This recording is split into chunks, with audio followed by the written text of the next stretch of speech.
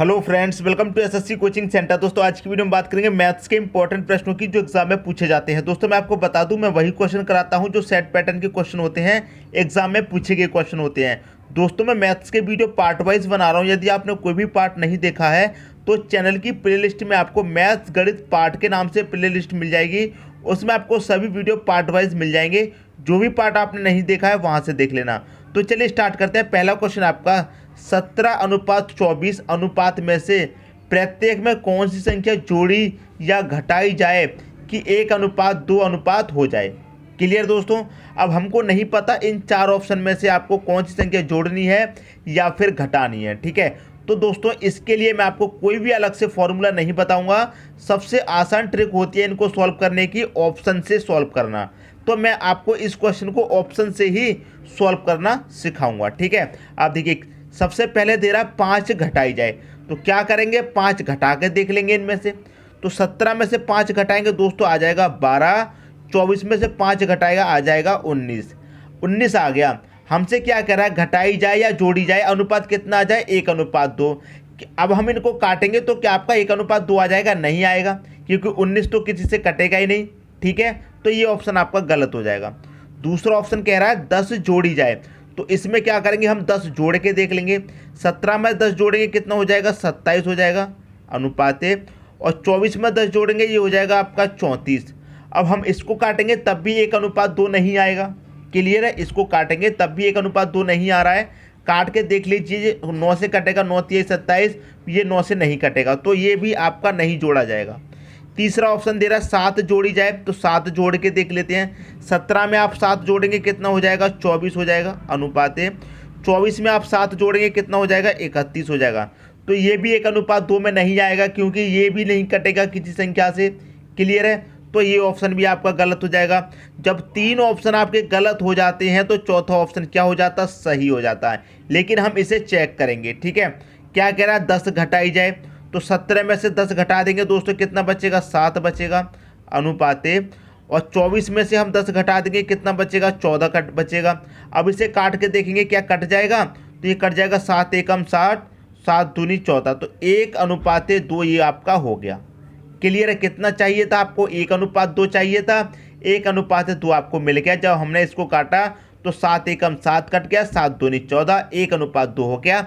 इसका मतलब option number D आपका यहाँ पर सही हो जाएगा। क्लियर होगी दोस्तों बात। उम्मीद करता हूँ क्वेश्चन आपको अच्छे तरीके से समझ में आ गया होगा। इसको सॉल्व करने की सबसे आसान ट्रिक है ऑप्शन से सॉल्व करना। एक्स वाई आप कुछ भी मत मानिए, ऑप्शन से सॉल्व करेंगे जल्दी सॉल्व हो जाएगा। क्लियर दोस्तों। अब देखेंगे अगला क्वेश्चन। अगला क्वेश्चन है आपका 50% तथा 50% की 2 क्रमिक छूटों के बाद निवल नेट छूट प्रतिशत में क्या होगी? 85% होगी या 75 होगी या 100 या फिर 95? अब देखिए कुछ स्टूडेंट तो ऐसे होते हैं जो यहाँ पर देखेंगे 50% है, 50% मिलके क्या हो गया? 100%।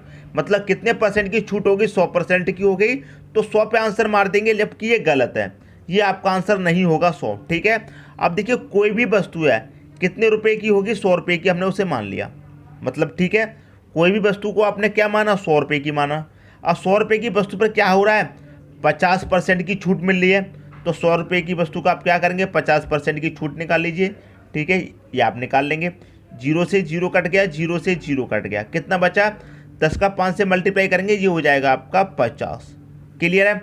देखिए 100 रुपये की चीज़ है, कोई भी वस्तु हमने कितने रुपए की मानी है? 100 रुपये की मानी है। जब भी आपको ऐसा क्वेश्चन मिलेगा उसमें आप क्या करेंगे? हमेशा वस्तु को 100 रुपये ही माने, 50 40 कुछ नहीं, हमेशा वस्तु को 100 रुपये ही मानेंगे। ठीक है दोस्तों। अब देखिए 100 रुपये की वस्तु थी, 50% निकाल लिया। ठीक है, कितने की बची? अब वो 50% की बची, 50 रुपये की बची। अब फिर से क्या कह रहा है कि फिर से 50% की छूट मिलती है। इसका क्या करेंगे? आप फिर से 50% निकाल लीजिए। क्लियर है, तो 0 से 0 कटेगा, 0 से 0 पचम 25 हो जाएगा। इसका मतलब क्या हुआ? 50-50 की 2 क्रमिक छूट हमको मिली। हमारे पास वस्तु थी 100 रुपये की और 50-50 रुपये की 2 क्रमिक छूट हमको मिली, तो वो वस्तु हमें कितने रुपए की मिलेगी? 25 रुपये की मिलेगी। ठीक है, अब देखिए यहाँ पर 50 और 50% ना दे करके आपको सीधा कह दिया जाता 100%, सीधा आपको 100% की छूट दे दी जाती, तो ये 100 रुपये की वस्तु आपको फ्री में मिलती। सीधा 100% कहा जाता है ये 50-50 हटा करके। अब यहाँ पर 50-50 दो टूकों में बांट दिया है, ठीक है। तो पहले आपने 50% निकाला तो 50 रुपये बचा, फिर 50% निकाला तो 25 बचा। क्लियर दोस्तों, इसका मतलब है 100 रुपये की वस्तु आपको कितने में मिलेगी, 25 रुपये में मिलेगी। जब 100 रुपये की चीज़ आपको 25 में मिलेगी तो छूट कितने की मिलेगी दोस्तों, 75% की छूट मिलेगी कि नहीं मिलेगी। तो बी ऑप्शन इसका सही हो जाएगा 75%, ठीक है। अब एक एक करके निकाल लीजिए, चाहे आप एक साथ निकाल लीजिए। एक साथ कैसे, 100 रुपये मानेंगे आप, किसी भी वस्तु को 100 रुपये की मानेंगे, ठीक है। उस पर क्या होता है, 50% की छूट होती है, तो आप इसका 50% निकाल लीजिए। क्लियर है। अब क्या कह रहा है वो, फिर से 50% की छूट है, तो क्या करेंगे, फिर से 50% निकाल लीजिए। क्लियर दोस्तों, तो यहाँ ये 100 से ये 100 कट जाएगा, 2 जीरो से ये 2 जीरो कट जाएंगे, पचम कितना हो जाएगा, 25 हो जाएगा। तो 100 रुपये वाली वस्तु आपको कितने में मिलेगी, 25 रुपये में मिलेगी। तो छूट कितने की होगी दोस्तों, 75 की हो गई। क्लियर है, समझ में आ गया। उम्मीद करता हूँ क्वेश्चन आपको अच्छे तरीके से समझ में आ गया होगा।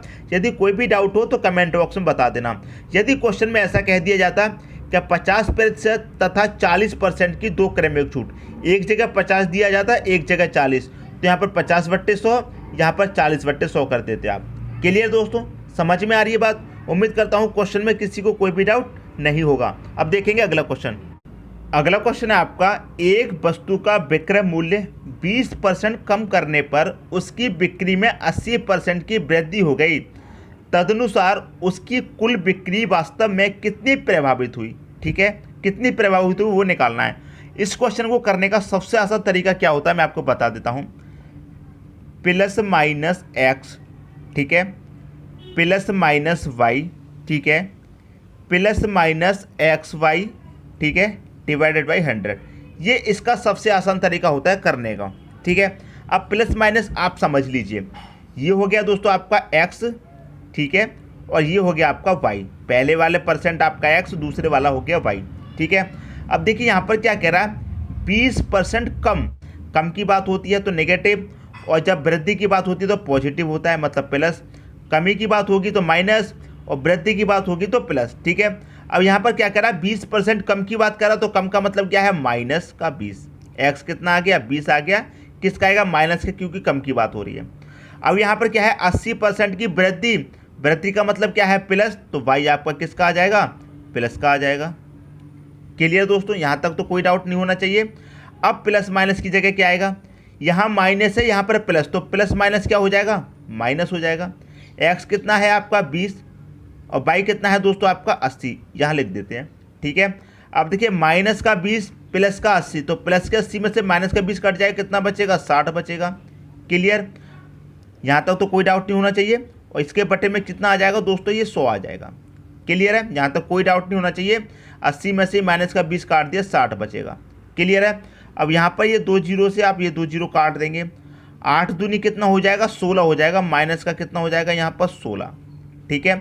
अब 60 में से 16 को घटा दीजिए, 60 में से 16 घटाएंगे कितना आएगा, 44 आएगा। प्लस का आया है 44 या फिर माइनस का, प्लस का आया है।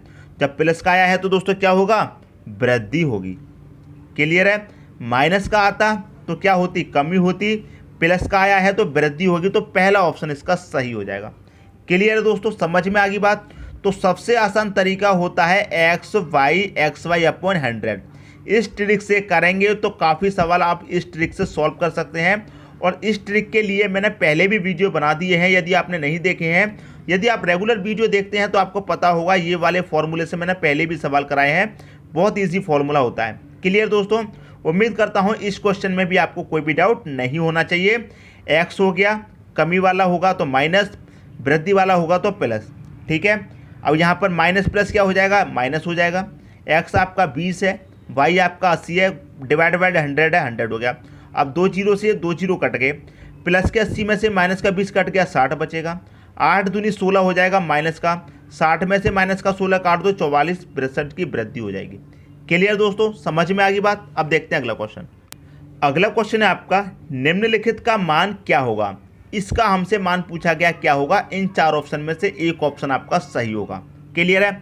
अब देखिए आपको क्या दिया गया, 12 + 12 + 12, और सभी संख्या अंडर रूट में दी गई हैं। जब भी आपको देखिए ऐसा क्वेश्चन दिया जाएगा तो आपको करना क्या होगा, ये जो 12 दिया गया है, यहाँ भी 12 है, यहाँ भी 12 है, तो 12 के आप ऐसे फैक्टर कीजिए जिसका अंतर 1 आए। जैसे मैं आपको 12 के फैक्टर करके बताऊं, 12 के कितने फैक्टर हो सकते हैं? 12 के फैक्टर हो सकते हैं 2 गुणे 6 करेंगे तब भी आपको 12 मिल जाएगा। क्लियर दोस्तों? यदि आप 12 एकम 12 करेंगे तब भी आपको 12 मिल जाएगा। ठीक है, यदि आप 4 तिहाई 12 करेंगे, 4 का मल्टीप्लाई 3 से करेंगे तब भी आपको 12 मिल जाएगा। तो यहाँ पर 12 के कितने फैक्टर हो रहे हैं? 3 फैक्टर हो रहे हैं, लेकिन इन 3 फैक्टर में से आपको सिर्फ वही फैक्टर लेना है जिनके बीच का अंतर 1 आ जाए। आप देखिए इनके बीच का अंतर कितना आएगा? 4 आ जाएगा, तो ये फैक्टर नहीं लेना है। इनके बीच का अंतर कितना आ जाएगा? 11, ये फैक्टर नहीं लेना है। इनके बीच का अंतर कितना आएगा? 1, तो यही फैक्टर आपको चाहिए। ठीक है दोस्तों, आपको करना क्या है? ऐसे फैक्टर करने हैं जिसके बीच का अंतर 1 आएगा, तो इनके बीच का अंतर 1 आएगा। क्लियर है? 1 आ गया तो क्या होगा? जब प्लस का साइन दिया गया है तो बड़ी वाली संख्या आंसर हो जाएगी इस फैक्टर में, मतलब 4 आपका सही आंसर हो जाएगा, ऑप्शन नंबर सी। क्लियर है? समझ में आ गई बात?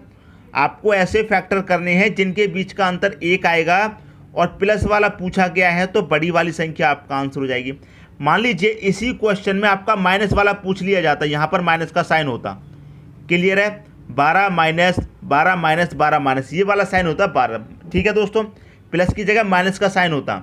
अब जब प्लस का साइन रहता है तो बड़ी वाली संख्या आंसर होती है, और जब माइनस का साइन रहता है तो दोस्तों छोटी वाली संख्या आंसर होती है, मतलब 3 आंसर हो जाएगा। क्लियर है? प्लस में पूछा जाएगा तो फैक्टर की बड़ी वाली संख्या आंसर, अब माइनस में पूछा जाएगा तो फैक्टर की छोटी वाली संख्या आपका आंसर हो जाएगा। क्लियर दोस्तों? समझ में आ गई बात?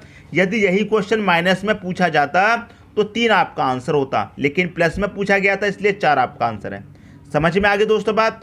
करेंगे क्या? फैक्टर ऐसे करेंगे जिनके बीच का अंतर 1 आना हो। समझ में आ गए दोस्तों? अब देखते हैं अगला क्वेश्चन। अगला क्वेश्चन है आपका, किसी संख्या को 36 से भाग देने पर शेषफल 19 आता है, तदनुसार उसी संख्या को 12 से भाग देने पर शेष कितना आएगा? ठीक है, देखिए ऐसे क्वेश्चन में क्या है दोस्तों, आपको 3 संख्या दी जाती हैं। पहली संख्या आपकी 36 है, दूसरी आपकी 19 है, और तीसरी क्या है? आपकी 12 है। इस क्वेश्चन को दोस्तों 2 तरीके से सॉल्व करना सिखाऊंगा। ठीक है, देखिए आपसे क्या कह रहा है, 36 को 36 से भाग देने पर शेषफल कितना आता है? 19। 36 से भाग देने पर शेषफल 19 आता है, तो 12 से भाग देने पर शेषफल क्या आएगा? ऐसा क्वेश्चन पूछा जाए तो करते क्या हैं, इस तीसरी संख्या का भाग दे देते हैं सीधे दूसरी संख्या में। ठीक है, अब देखिए क्या करेंगे, 19 में भाग दे दीजिए 12 का, कितनी बारी जाएगा? 12 एकम 12, शेष कितना बचेगा? 7। शेषफल ही तो पूछा गया, 7 आपका आंसर हो जाएगा, ऑप्शन नंबर ए। ऐसे क्वेश्चन में आपको 3 संख्या दी जाती हैं तो तीसरी संख्या का दूसरी में भाग दे दो, आपका आंसर आ गया। क्लियर है? ये हो गया पहला तरीका। अब दूसरा तरीका भी सीख लीजिए। ठीक है, पहली संख्या क्या है दोस्तों? आपके पास 36 है, दूसरी क्या है? आपके पास 19 है, तीसरी क्या है? 12। ठीक है, करते क्या है, दूसरे तरीके में पहली 2 संख्याओं को जोड़ दो, तीसरी से दे देते हैं भाग। पहली 2 संख्याओं को आप जोड़ दीजिए और तीसरी से दे दीजिए भाग। यहाँ पर क्या किया है, तीसरी संख्या से सीधे दूसरी संख्या में भाग दे दिया, और इसमें क्या करेंगे, पहली और दूसरी दोनों को जोड़ दीजिए। ठीक है, अब हम इन दोनों को जोड़ेंगे, कितना आएगा? 6 और 9 कितना? 15 का 5, कैरी का 1 रहेगा, 1 और 1 2, और 3 कितना हो जाएगा? 5। मतलब इनको प्लस किया, पहली 2 संख्याओं को 55 हो गया। तीसरी संख्या से भाग दे दो, मतलब 12 से कितनी बार जाएगा? 12 चौके 48, 48 तक कट गया, कितना बचा शेष? 55 में जब 48 तक कट गया तो शेष कितना बचा? 7 बचा, तो 7 आपका आंसर आ गया। तो उम्मीद करता हूँ ये दोनों ही ट्रिक आपको पसंद आई होंगी। चाहो तो आप तीसरी संख्या से सीधे दूसरी संख्या में भाग दे दो, आपका आंसर आ जाएगा। अगर आप चाहो तो पहली दूसरी दोनों को जोड़ के तीसरी में भाग दे दो, तब भी आपका आंसर आ जाएगा। क्लियर दोस्तों? समझ में आ गई बात? उम्मीद करता हूँ क्वेश्चन आप सभी को अच्छे तरीके से समझ में आ गया होगा। दोस्तों यदि वीडियो पसंद आया तो लाइक करें और दोस्तों में भी शेयर करें। यदि आपने हमारे चैनल को अभी तक सब्सक्राइब नहीं किया है तो कर लीजिए और बेल आइकन का बटन भी दबा दीजिए दोस्तों। धन्यवाद।